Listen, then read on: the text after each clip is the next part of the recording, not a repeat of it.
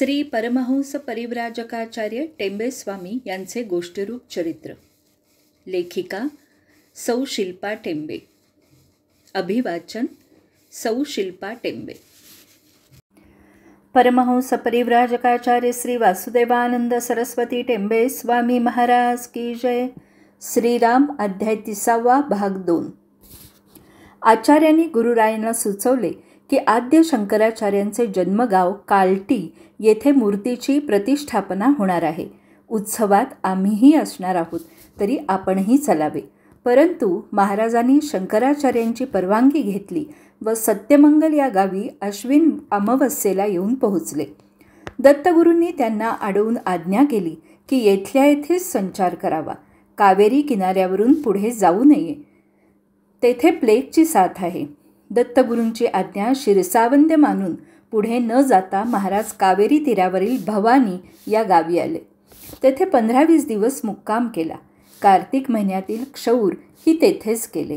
येथे मुक्काम असताना गुंज जिल्ह्यातील अमरावतीचे लक्ष्मण शास्त्री आपल्या मुलामुलीसह दर्शनास आले व आपल्या मुलाच्या नाकातील न बऱ्या होणाऱ्या व्रणावर स्वामींकडे औषध मागितले.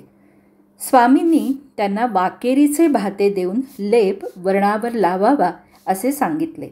लक्ष्मण शास्त्रींनी नियमित हा उपाय करताच मुलाचा व्रण पूर्ण बरा झाला. मार्गशीर्षात महाराज अमरावतीला लक्ष्मण शास्त्र्यांच्या घरी आले व मुलीचा व्रण तपासून पुन्हा भाते देऊन लेप लावण्यास सांगितला व त्याला व्याधीमुक्त केले. 1907 साली कार्तिक महिन्यात महाराजांनी भवानी सोडले व ते करूर स्टेशनजवळ नेलोर इलोर या गावी आले. तेथे सदाशिव ब्रह्मेंद्र सरस्वती यांच्या जिवंत समाधीचे दर्शन घेतले. सदाशिव ब्रह्मेंद्र सरस्वती हे नग्न दत्ताची उपासना करीत. त्यांचा अधिकार मोठा होता. त्यांनी ब्रह्मसूत्रवृत्ती योग सुधाकर ग्रंथ लिहिले होते. ब्रह्मसूत्रवृत्ती महाराजांना प्रिय ग्रंथ होता. त्यांनी स्वहस्ते हा ग्रंथ लांबट कागदावर नकलून घेतला होता. प्रवासात नित्य त्यांच्या कमरेस तो बांधलेला असे. ग्रंथ वाचन मनन चिंतन यातच ते काळ घालवीत असत. या स्थानी येताच त्यांनी समाधीचे दर्शन घेताच त्यांचा सद्भाव उसंबळून आला व त्यांनी स्तोत्र रचले व आदर व्यक्त केला. या स्तोत्रात सदाशिव ब्रह्मेंद्र सरस्वती यांचे चरित्र त्यांनी साकारले. नेलोर इलोर येथे 2 दिवस राहून महाराज परत तंजावरला आले.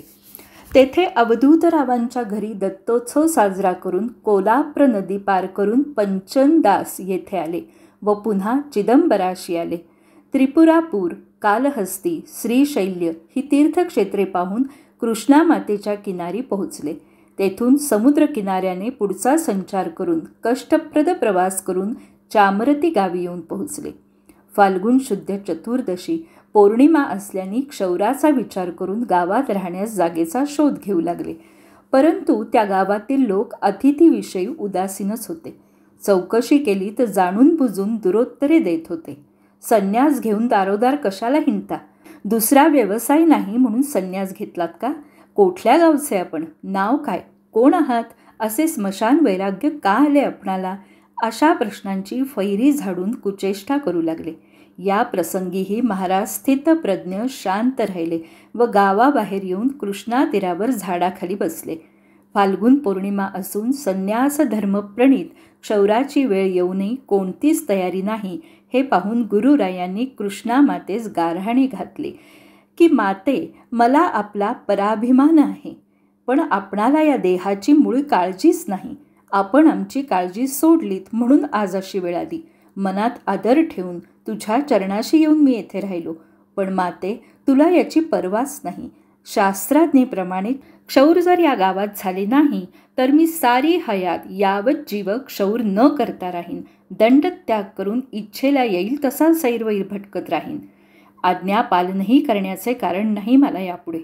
असा कृष्णा मातेबरोबर कलह करून महाराज विमनस्क अवस्थेत वृक्षातळी स्वस्थ पडून राहिले. कृष्णा मातेला काळजी वाटू लागली. तिला अतीव दुःख झाले. साऱ्यांचा राग आला.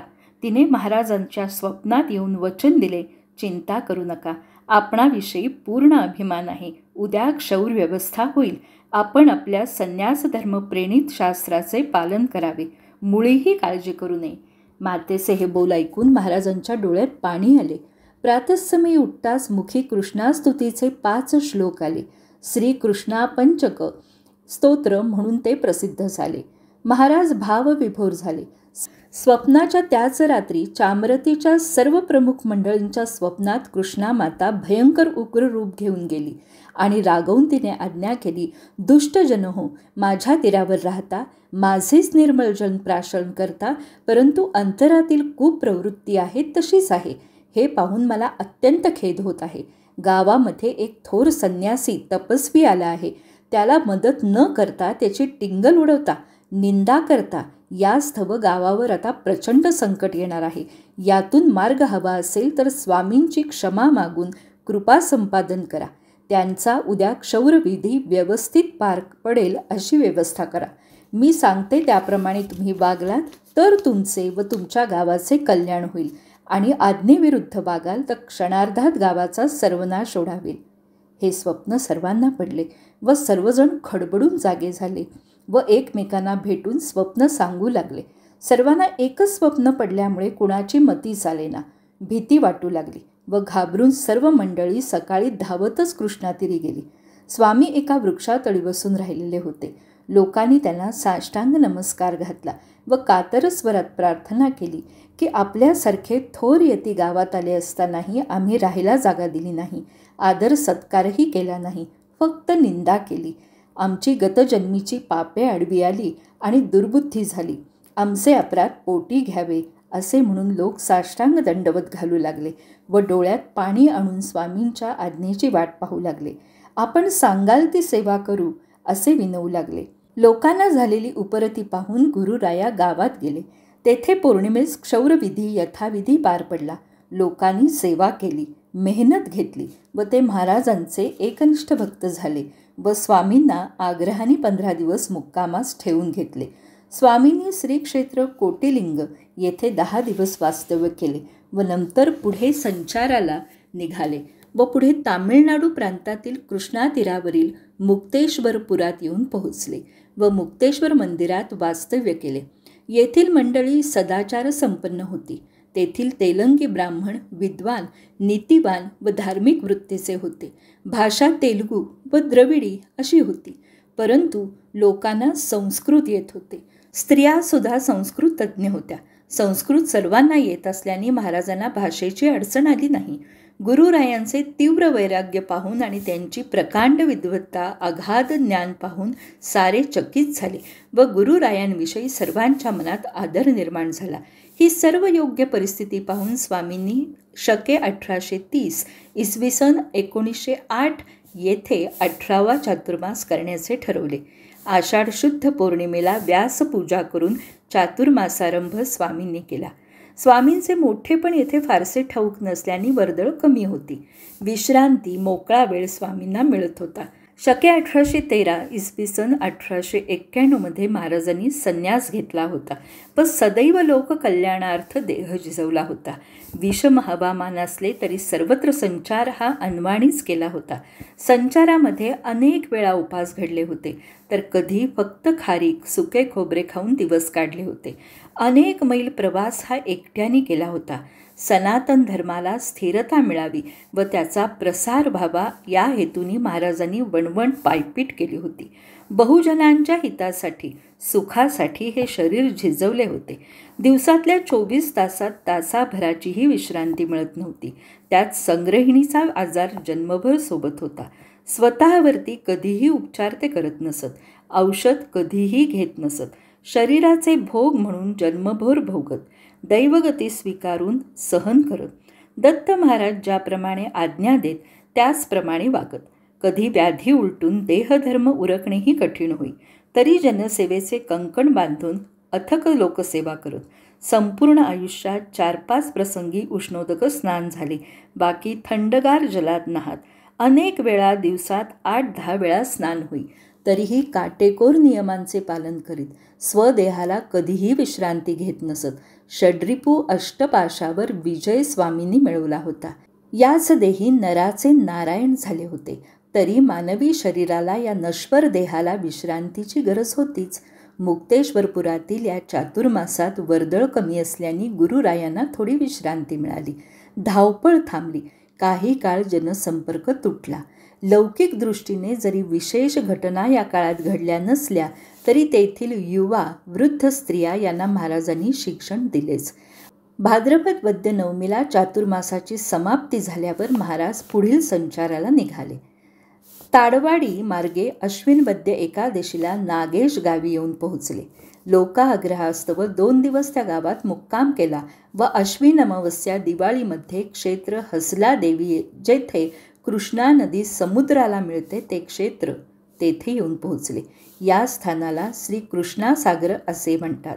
या समुद्रात महाराजांनी तुळस संक्रांतीच्या पर्वामध्ये स्नान केले व पुढील मार्गास निघाले. 8-10 कोस चालून गेल्यावर अचानक दत्तप्रभूंनी आज्ञा केली की पुढे सप्त गोदावरीकडे जाऊ नये. आज्ञा होताच महाराज मागे फिरले व परत नागेक्षेत्री येऊन संन्याशांच्या मठात आश्रयास उतरले. कार्तिक शुद्ध अष्टमीला पेडकल्लापल्ली या गावाला आले व पुढे सप्तगोदेस जाण्यास निघाले. या प्रांती साधू संन्याशांना विशेष मान होता. महाराज गोदावरी काठी आले.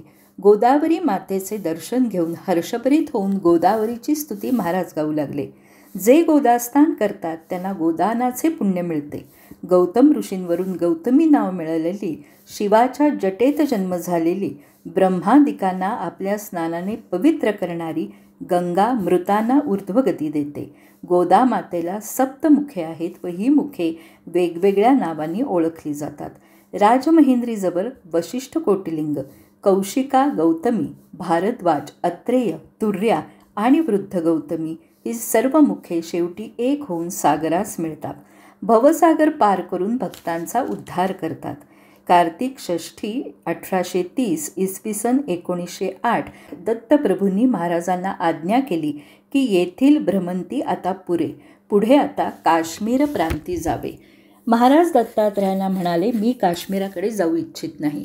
तरी आपली इच्छाच असेल तर या देहाला कोठेही न्यावे, इच्छेनुसार कोठेही ठेवावे, कारवाई करावी. हा देह जावा वा यावा, राहावा, कोठेही निर्णय आपण घ्यावा. दत्तप्रभू महाराजांना म्हणाले, आपण काश्मीरमध्ये जायचे का टाळता? तेथे सर्व गौड आहेत म्हणून का? तुम्ही वर्णाश्रम जातीभेद याबाबत काळजी करण्याचे कारण नाही. संकोच न बाळगता सर्व भारताचा प्रवास करावा, सर्वत्र संचार करून उपदेश करावा. या आमच्या इच्छेला आपण पूर्ण करावे. स्वामींना दत्तगुरू परोपरीने समजावत होते की आता आपण द्वैतादैत्यतीत भेदाभेदातीत आहात. आपण अवधूत आहात. अवधूताला संसाराचा मोह दीर्घबंधने तोडावी लागतात. अत्यानंदात रत राहून संसार चक्रातून मुक्त होण्यासाठी सर्वांना आत्मोपदेश करावा लागतो. सर्व भेदाभेदातील तो असून सर्वांना आत्मस्वरूपी पाहतो, जगाला मार्गदर्शक होतो. अवधूत अवस्थेत राहून आपण अखंड भारतखंडात संचार करून लोकोद्धार करावा, अशी जरी दत्त महाराजांची इच्छा असली तरी गुरुराया संन्यास धर्माचे परमोत्कट पालन करीत असत. श्री दत्त व गुरुरायांच्या या भांडणात दत्तगुरूंची आज्ञा पालन न केल्याबद्दल त्यांनी स्वामींना दंड शिक्षा दिलीच व ते काय करत आहेत ते पाहत राहिले. अवधूत चिंतन श्री गुरुदेव दत्त.